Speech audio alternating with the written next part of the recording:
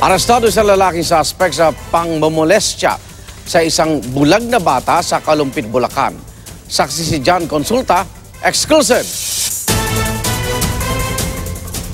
Matapos arestuhin, kinompronta na ang 50 anyos na si Romy Tadero ng lolo ng 11 anyos na bulag na minolesta niya umano.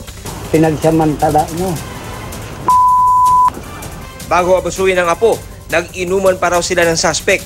Hinala niya, hinaluan ng pampatulog ang kanyang ininom. 2 inom ko lang, nahilo na ako, bulagta. Sa gitna ng komprontasyon, di na rin nakapagpigil ang ibang kaanak ng bulag na biktima. Nakaano ako. Ang maglolo raw ang nasa bahay noon dahil sa Cavite nagtatrabaho ang mga magulang ng biktima.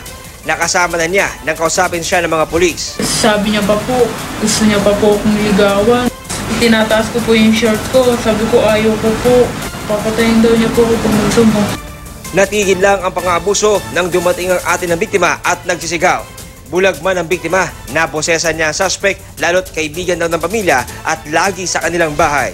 Sabi ko, mahal ko siya. Pinipigilan daw niya po kayo eh. Bakit hindi kayo tumigil? Yun lang ho. Inaako po yung kasalanan ko. Kinasuhan ng child abuse ang suspect. Ako si John Consulta, ang inyong saksi.